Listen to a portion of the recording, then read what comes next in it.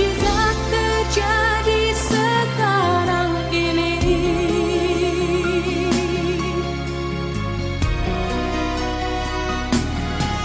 Ku rasakan kasih-Mu Tuhan,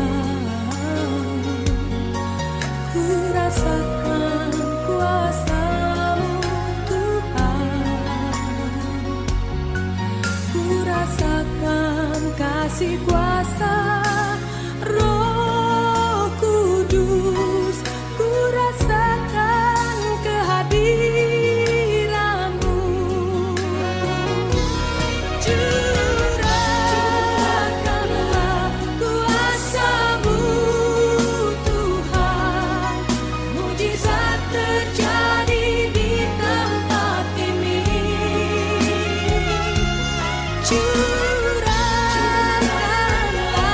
kuasa-Mu Tuhan, mujizat terjadi sekarang ini.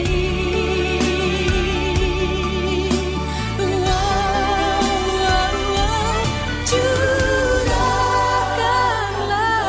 kuasa-Mu Tuhan, mujizat terjadi di tempat ini. Curahkanlah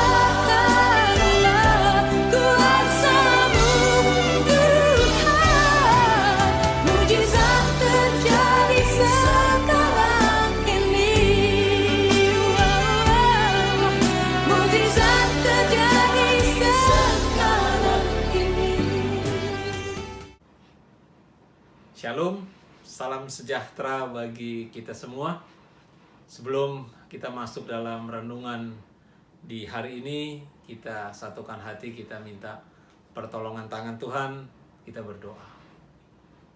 Bapa Kudus, Bapa Surgawi, pada pagi yang indah ini kami datang menghadap hadirat-Mu, mengucap syukur, berterima kasih atas cinta kasih Tuhan Yesus, atas berkat Tuhan Yesus yang terus mengalir di dalam hidup kami. Dan sebentar kami akan mendengarkan berita firman Tuhan. Untuk itu buka hati kami, buka pikiran kami, agar kami mengerti kebenaran firman Tuhan yang akan kami dengar, akan kami renungkan. Dan untuk hamba yang akan menjabarkannya, buka hati hamba, buka pikiran hamba, agar Roh Kudus menerangi dan hamba mampu menjabarkannya di pagi yang indah ini. Bersabdalah ya Tuhan Yesus, sebab kami siap mendengarkannya.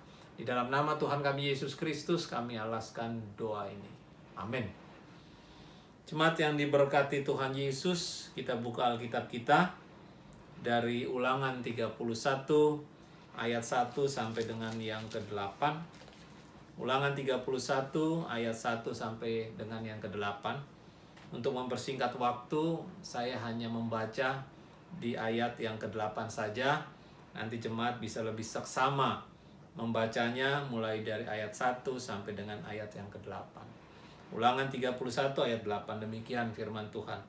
Sebab Tuhan, Dia sendiri akan berjalan di depanmu. Dia sendiri akan menyertai engkau. Dia tidak akan membiarkan engkau dan tidak akan meninggalkan engkau.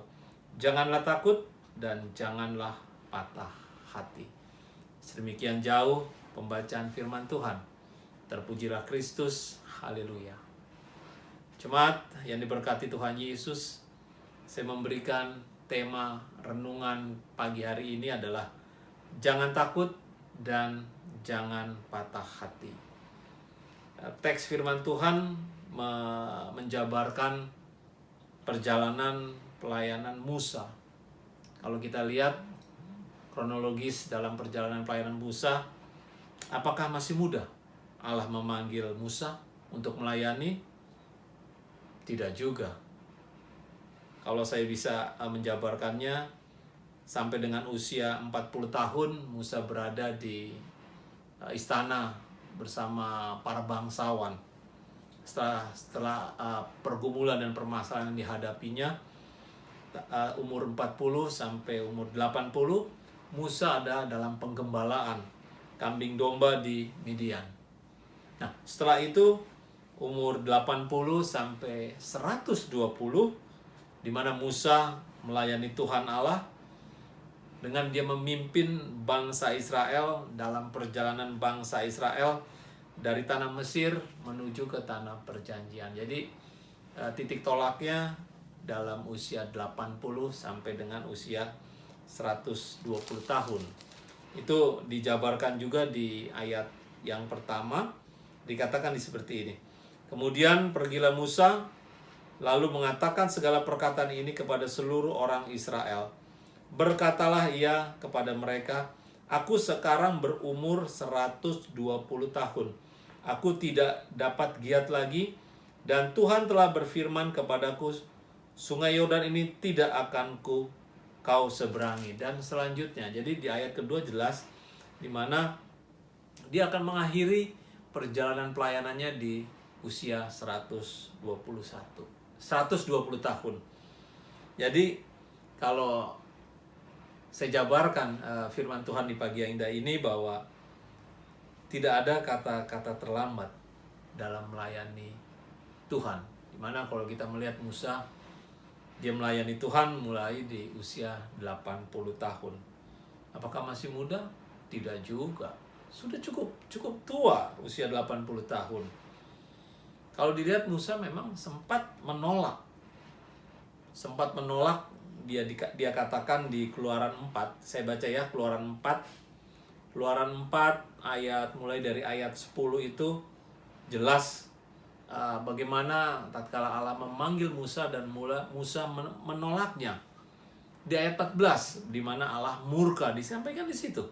Ayat 14 di Keluaran 4 ayat 14, maka bangkitlah murka Tuhan terhadap Musa dan dia berfirman. Dan selanjutnya Allah marah atas penolakan yang dilakukan oleh Musa. Dan pada akhirnya Musa bersedia untuk melayani Tuhan.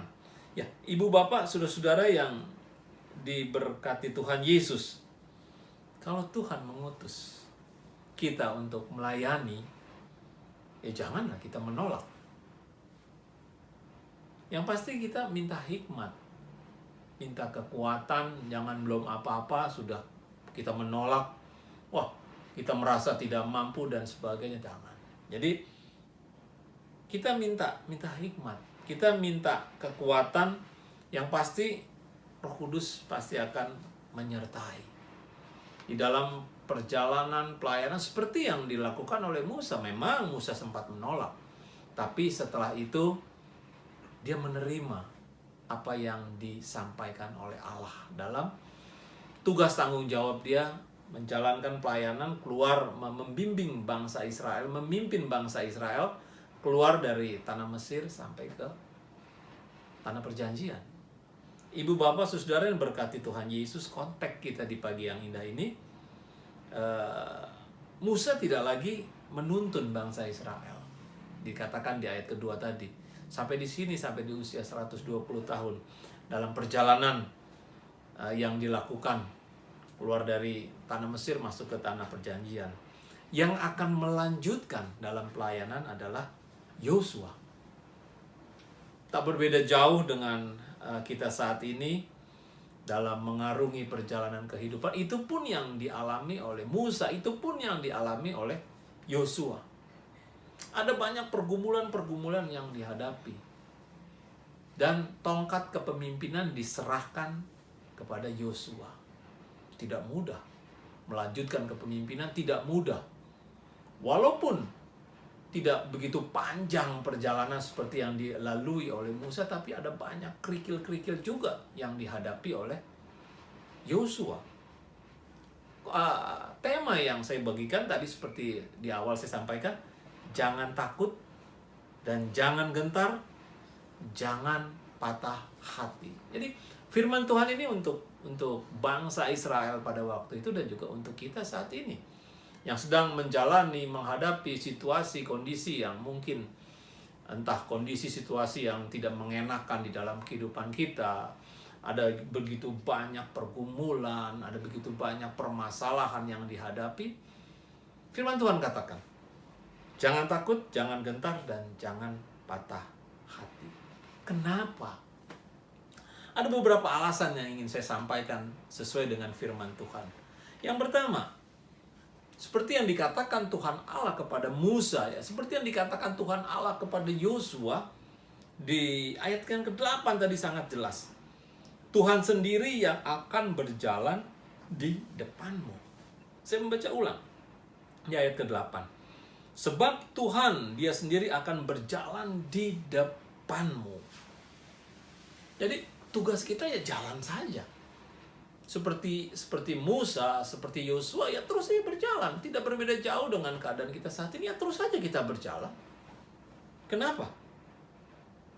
Ya ada penyertaan Tuhan yang akan memimpin di dalam kehidupan, dalam perjalanan kehidupan kita. Jangan takut. Tugas kita tadi saya sampaikan hanya berjalan. Di mana Allah di dalam Tuhan Yesusnya akan membackup. Di mana Allah di dalam Tuhan Yesusnya akan melindungi, melepaskan kita dari bahaya, melepaskan kita dari rancangan kecelakaan, melepaskan kita dari rintangan-rintangan yang sedang dihadapi saat ini. Jadi biar terus saja berjalan. Karena kita yakin kok yang memimpin kita adalah Tuhan Allah.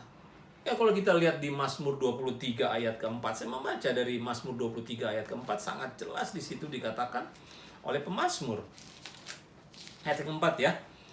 Dikatakan seperti ini, sekalipun aku berjalan dalam lembah kekelaman, ini ungkapan situasi yang dihadapi oleh Daud. Daud sampaikan, sekalipun aku berjalan dalam lembah kekelaman, aku tidak takut bahaya. Sebab engkau besertaku, gadamu dan tongkatmu itulah yang menghibur aku. Jadi, tatkala Allah membackup kita, Allah ada di depan kita, ya terus saja kita berjalan. Kenapa? Ya ada penyertaannya sempurna di dalam kehidupan bangsa Israel pada waktu itu. Penyertaannya sempurna di dalam kehidupan kita saat ini. Jangan takut. Walaupun ada bahaya, jangan gentar. Jangan patah hati.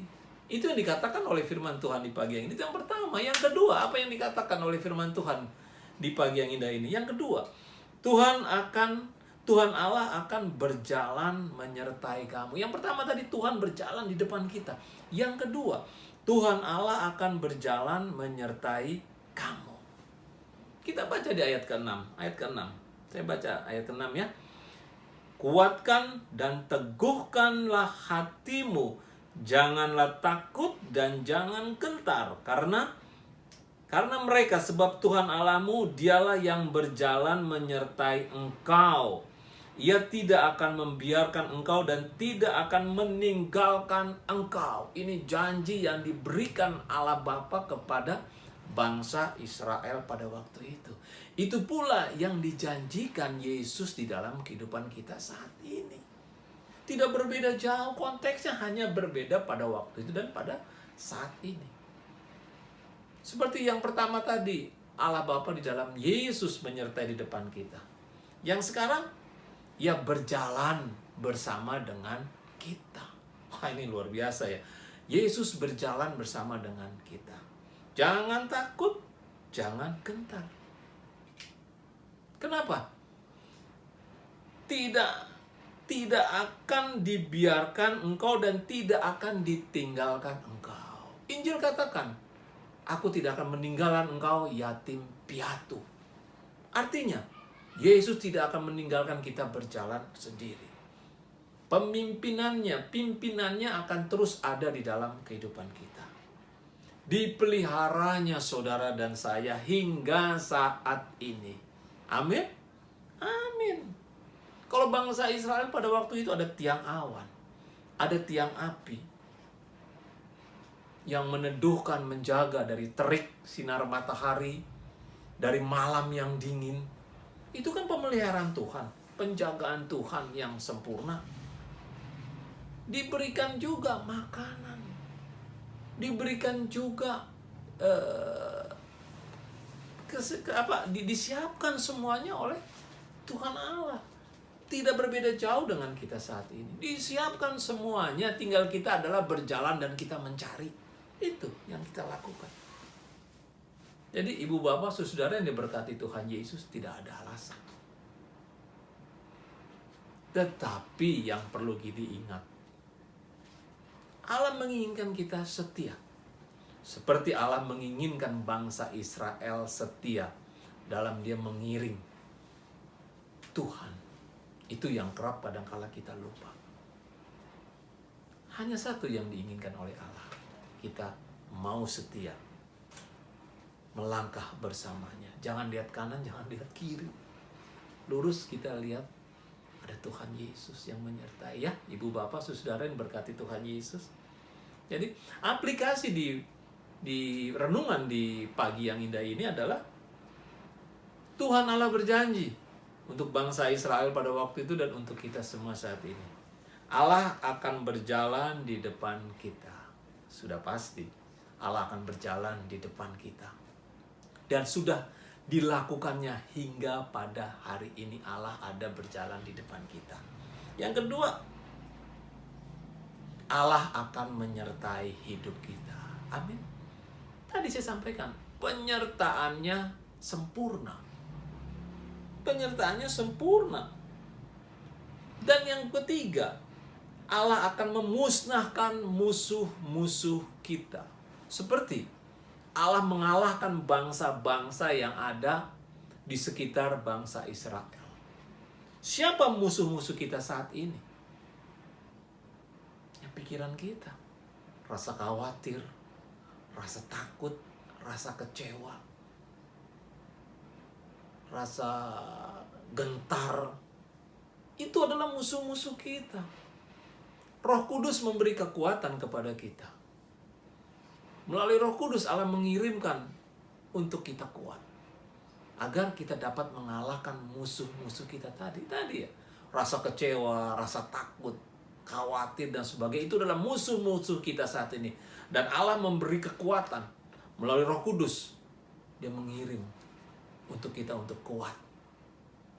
Untuk menghadapi musuh-musuh tadi. Tapi seperti saya sampaikan tadi, Allah juga menghendaki kita setia.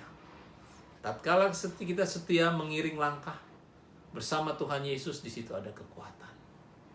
Ada kemampuan kita untuk kita terus berpegang di dalam tangan yang kokoh Tuhan Yesus. Selamat hari Minggu dan kiranya Tuhan Yesus menyertai. Tuhan Yesus memberkati kita semua. Kita yakin dan percaya dengan situasi kondisi yang sedang kita hadapi saat ini, apapun juga yang sedang dihadapi oleh saudara, pergumulan, permasalahan, tantangan di dalam kehidupan, baik sakit penyakit, ekonomi, keuangan, pergumulan bersama dengan keluarga. Tatkala kita mau menyerahkannya kepada Tuhan, Tuhan akan memimpin langkah kita. Dia akan membackup saudara dan saya. Dia akan mengalahkan musuh-musuh kita. Jangan takut. Jangan gentar, jangan patah hati. Tuhan menyertai dan Tuhan memberkati kita semua. Amin. Kita satukan hati, kita berdoa di pagi yang indah ini. Satukan hati kita berdoa. Bapa Kudus, Bapa Surgawi, kami bersyukur, berterima kasih atas berkat Tuhan. Melalui kebenaran firman Tuhan, pembelajaran melalui Musa, pembelajaran melalui Yosua, dan pembelajaran melalui bangsa Israel. Tidak sedikit pun Allah meninggalkan bangsa Israel. Itu juga yang dilakukan oleh Tuhan Yesus tatkala memelihara, menjaga di dalam kehidupan pribadi, lepas pribadi, khususnya dalam jemaat. Kami yakin dan percaya, dan hamba yakin percaya sebagai pelayan Tuhan, hamba menyerahkan seluruh jemaat, rumah doa, dan saudara-saudara yang melihat YouTube di pagi yang indah ini. Kiranya berkat Tuhan terus mengalir. Berkat Tuhan melalui kekuatan Tuhan Yesus menyertai dan memberkati mereka semua. Dan kami menyerahkan perjalanan kehidupan jemaat ke dalam tangan pengasihan-Mu. Dalam pergumulan yang dihadapi, Tuhan Yesus hadir di sana. Memberi kekuatan, memberi kemampuan bagi jemaat sekalian.